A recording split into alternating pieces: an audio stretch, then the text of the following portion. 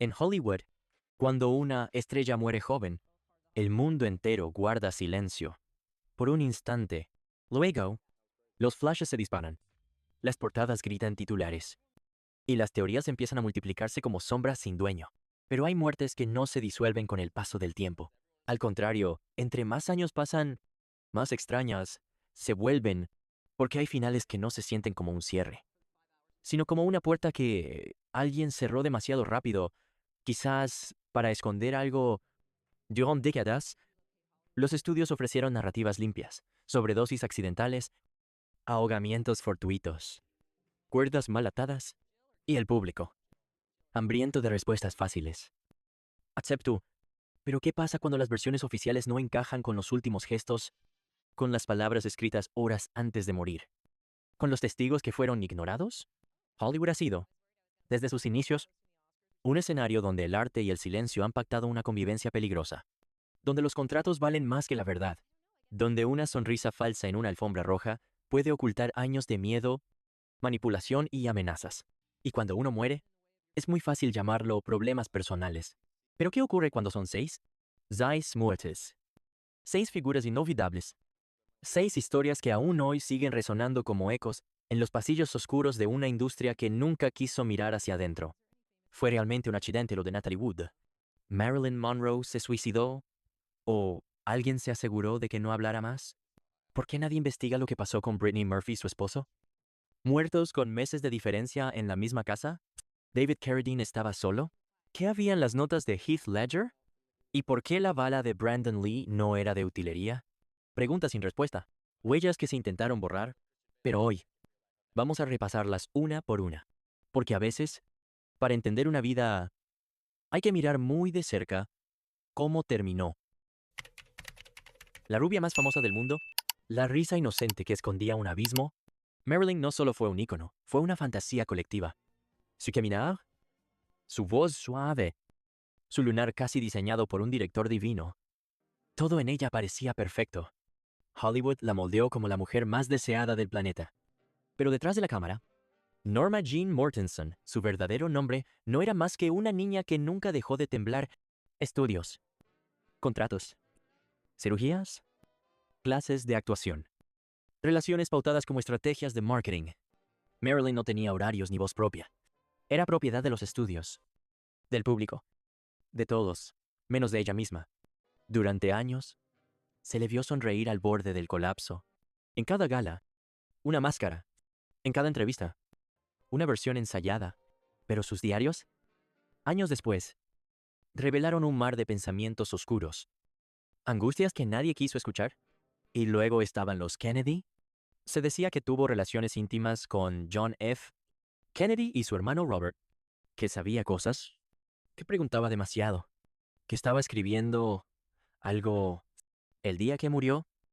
El 5 de agosto de 1962, tenía solo 36 años, oficialmente, sobredosis, pero su cuerpo fue encontrado en una posición extraña. No había vaso de agua cerca para haber ingerido tantas pastillas. Su ama de llaves cambió 3 veces su versión. Y el reporte forense desapareció durante años. Testimonios aseguran que agentes del gobierno estuvieron en su casa esa noche, que su teléfono fue intervenido semanas antes, que ella misma había llamado desesperada a varios contactos horas antes de morir. Lo que pocos sabían era que Marilyn había dicho, días antes, estoy harta de que me traten como si no existiera. Esta vez voy a hablar, y no les va a gustar.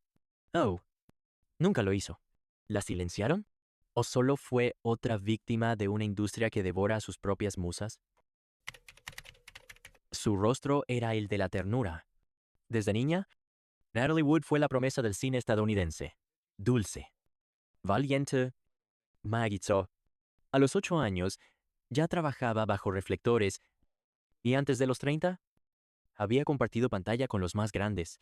Su papel en West Side Story la inmortalizó, pero los focos no iluminaban todo lo que ella llevaba dentro. Le temía al agua. Desde pequeña, ese era su pánico más profundo. Un trauma que no se iba, lo dijo en entrevistas. Lo repitió en su entorno más íntimo. Moriré ahogada. Lo siento. M. La noche del 29 de noviembre de 1981, Natalie fue hallada flotando junto a la isla Catalina, en California. estaba de vacaciones en su yate, junto a su esposo, el actor Robert Wagner, y el también actor Christopher Walken. La versión oficial habló de una caída accidental tras una pelea con su esposo. El informe policial concluyó: accidente. Pero nada encajaba. El cuerpo de Natalie tenía moretones, señales en muñecas, en piernas. El dinghy, el bote pequeño que se usó como excusa para explicar su ausencia, estaba amarrado. Su hermana, Lana Wood, nunca creyó la versión oficial. Tampoco el capitán del barco, quien años después confesó que escuchó una discusión violenta y que fue presionado para callar. Durante décadas, Wagner se negó a declarar. El caso se reabrió en 2011. En 2018, fue oficialmente considerado persona de interés en la investigación, pero ya era tarde. Las pruebas se habían desvanecido, como las huellas en la cubierta, aquella noche sin luna. Natalie temía el agua. ¿Por qué nadie la protegió? ¿Fue empujada o simplemente dejó de nadar? En Hollywood, muchos secretos terminan bajo el mar. Tenía una sonrisa que contagiaba. Ojos grandes. Voz chispeante. Energía inagotable. Brittany Murphy era todo lo que Hollywood adoraba en una joven actriz. Fresca, versátil, luminosa. Desde Clueless hasta 8 Mile. Parecía destinada a convertirse en la próxima gran estrella. Pero algo cambió. De un día para otro, empezó a rechazar papeles. Aparecía más delgada, pálido, nerviosa. Su círculo de amigos se redujo hasta desaparecer. Se decía que su esposo, Simon Monjack, un guionista británico sin grandes créditos, la controlaba por completo, que no la dejaba responder llamadas ni ver a su madre a solas. El 20 de diciembre de 2009, Brittany murió repentinamente a los 32 años. El informe forense mencionó anemia severa, neumonía y una combinación de medicamentos de venta libre. Todo sonaba demasiado débil, como si se estuviera evitando mirar de frente. 5 meses después, Simon Monjack murió en la misma casa, por las mismas causas. ¿Misma cama? Misma historia. ¿Coincidencia? La madre de Brittany, quien vivía con ellos, afirmó que la casa estaba llena de moho tóxico, pero los investigadores lo descartaron. Luego se filtró que Brittany, semanas antes de morir, había sido interrogada por el FBI por vínculos de su esposo con estafas internacionales. Algunos sugieren que ella sabía más de lo que debía. Testimonios de amigos antiguos aseguran que Brittany tenía miedo, que decía estar siendo vigilada, que quería volver. Pero algo o alguien no la dejaba. ¿Qué ocurrió en esa casa? ¿Por qué su muerte se cerró tan rápido? Pese a tantas inconsistencias, lo que pocos sabían era que Brittany tenía una libreta. En ella escribía guiones, canciones y fragmentos de pensamientos sueltos. En una página, encontraron esto: nada es lo que parece. Si algo me pasa, no fue un accidente. Oh, nadie lo investigó. Fue una figura atípica. Su rostro anguloso, su voz grave, su manera de moverse. David Carradine parecía más una leyenda oriental que un actor estadounidense. Su papel como Kwai Chang Caine en Kung Fu lo convirtió en un símbolo de mística y profundidad. Décadas después, Quentin Tarantino lo rescató del olvido con Kill Bill, dándole una segunda vida artística. Pero esa segunda vida terminó de forma brutal. En 2009, Carradine fue hallado muerto en la habitación de un hotel en Bangkok, desnudo, con una cuerda atada al cuello y a sus genitales. La policía tailandesa concluyó que se trató de una práctica de asfixia erótica que salió mal. Caso cerrado. Pero los detalles eran demasiados torpes. El cuerpo tenía moretones en las manos. Las cámaras del hotel habían sido desactivadas horas antes. La habitación no tenía señales de forcejeo. Pero su representante juró que David había estado recibiendo amenazas. Estaba en Tailandia, filmando una película de bajo presupuesto. Pero días antes había dicho sentirse perseguido. Su exesposa llegó a afirmar que él investigaba supuestos vínculos de la CIA con redes criminales del sudeste asiático. ¿Un actor investigando redes secretas? Suena absurdo, hasta que uno recuerda que Carradine no era un hombre convencional. En sus últimos años, exploraba esoterismo, teorías conspirativas y prácticas orientales que desafiaban los límites. Pero la pregunta sigue en el aire. ¿Murió solo? Las autoridades dijeron que no había nadie más en la habitación, pero su familia, convencida de lo contrario, exigió una autopsia independiente. El resultado fue inconcluso. Lo que sí quedó claro fue el intento desesperado de Hollywood por desligarse de su nombre tras su muerte, como si el misterio ensuciara el mito. Cara Dune había interpretado monjes, asesinos y sabios, pero nadie pudo escribir el guión de su final.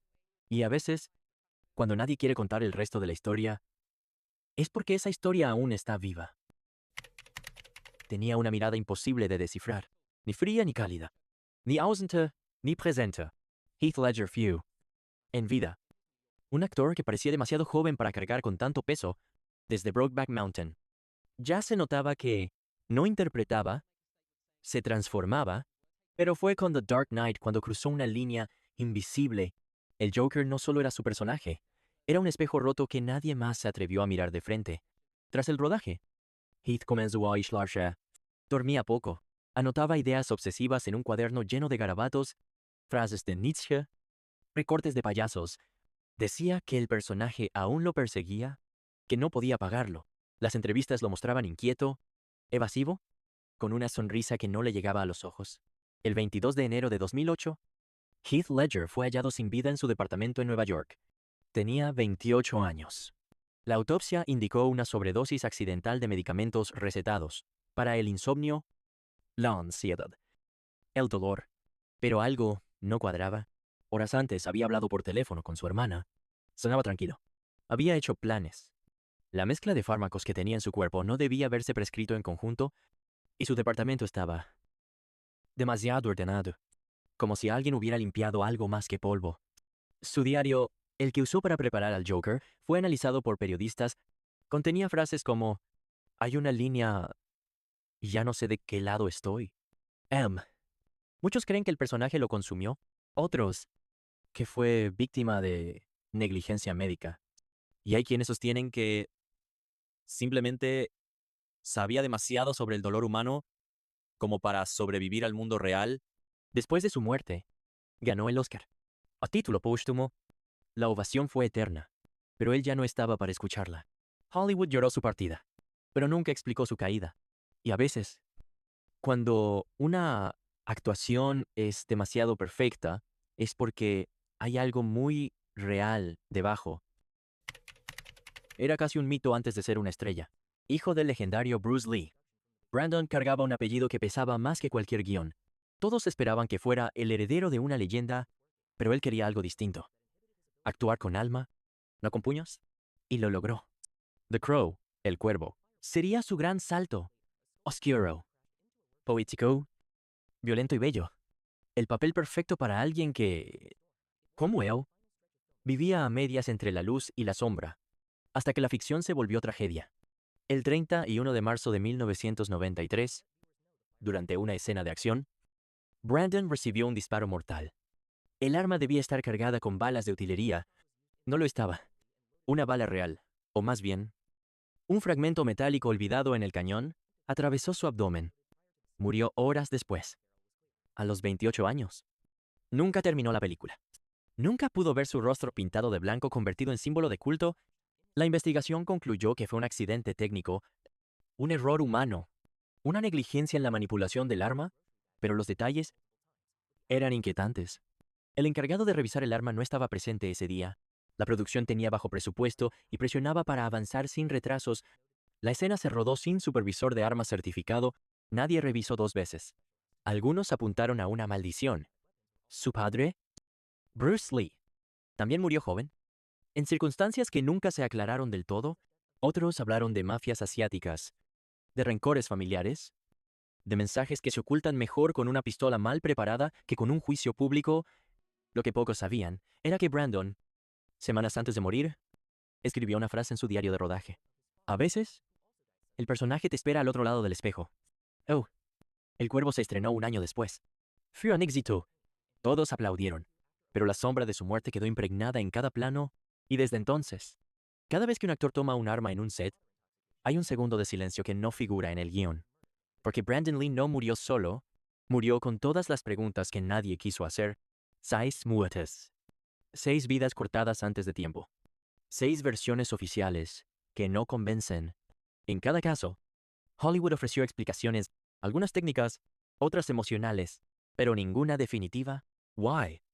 Sobre todo, ninguna incómoda, porque lo incómodo no vende, lo incómodo se entierra, pero los fantasmas siguen ahí, en los pasillos de los estudios, en los diarios personales que nunca se publicaron, en los ojos de quienes callaron por miedo o por contrato. Quizás nunca sepamos la verdad completa, quizás no queremos saberla, pero si algo nos enseñan estas historias es que, en la industria del espectáculo, la muerte nunca es solo el final. A veces, es el comienzo de otra narrativa, una que nadie quiere contar, pero que necesita ser escuchada. ¿Tú qué crees? ¿Fueron accidentes? ¿O advertencias? Déjalo en los comentarios. Y si quieres conocer más casos que Hollywood prefiere olvidar, suscríbete y activa las notificaciones, porque en la próxima entrega aún quedan nombres que jamás descansaron en paz.